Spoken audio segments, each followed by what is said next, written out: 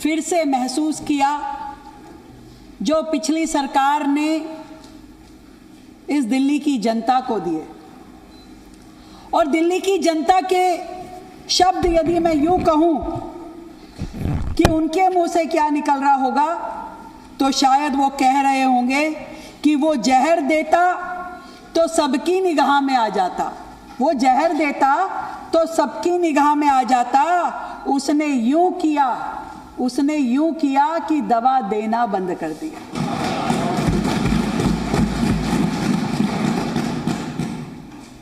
और ये सदन जो सीएजी की रिपोर्ट पे चर्चा कर रहे हैं, मैं बताना चाहती हूं कि ये चर्चा केवल बिल्डिंग की नहीं, फर्नीचर की नहीं, इंटीरियर्स की नहीं, ये चर्चा है उस सुनियोजित धोखे की, उसे बेनकाब करने के लिए आज यहाँ पे सदन में बात हो रही है, जिसको केजरीवाल साहब ने वर्षों तक रोके रखा, वर्षों तक इसे रोके रखा। ये रिपोर्ट उस नैतिक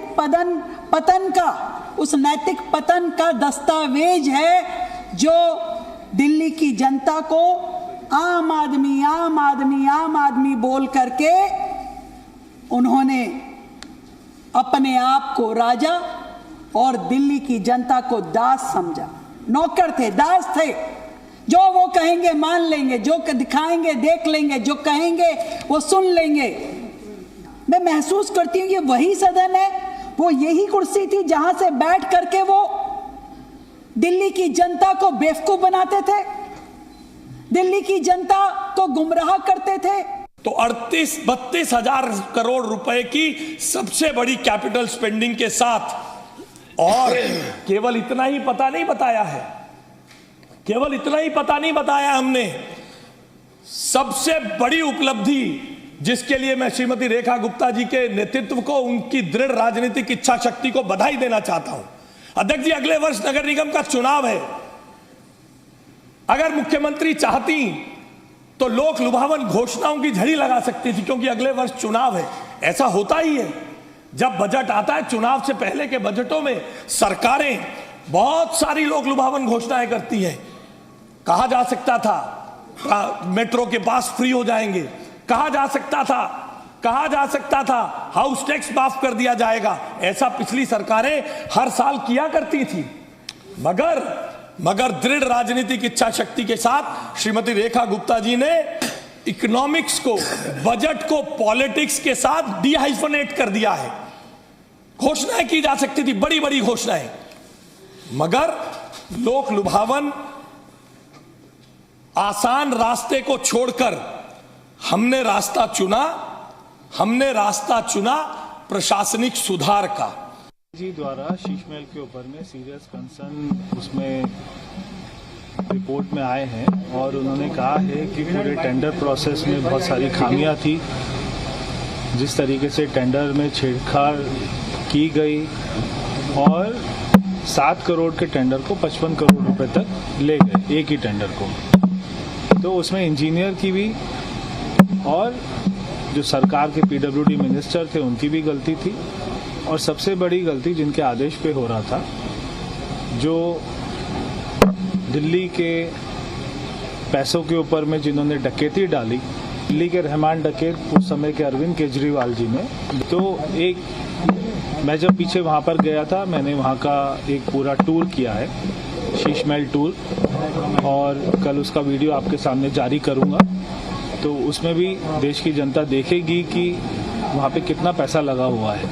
एक बार पीएससी को दे दी गई है, और पहले भी मैंने 3 रिपोर्ट पेश की हैं।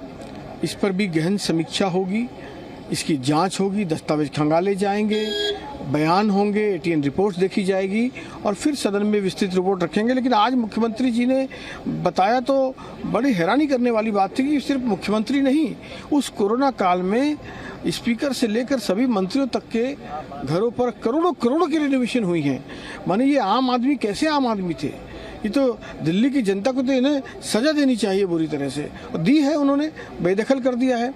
लेकिन प्रवेश वर्मा जी ने भी एक लंबा चौड़ा चिट्ठा खोला, 40 लाख की, मतलब कॉफ़ी मशीन 18 लाख की, गजब गजब टॉयलेट पर लाखों लाख खर्च करना, करोड़ों के पर्दे, जो चीज़ें सीएजी ने बताई थी वो सब सही साबित हुई हैं और अब पीएससी इसकी जांच करेगी।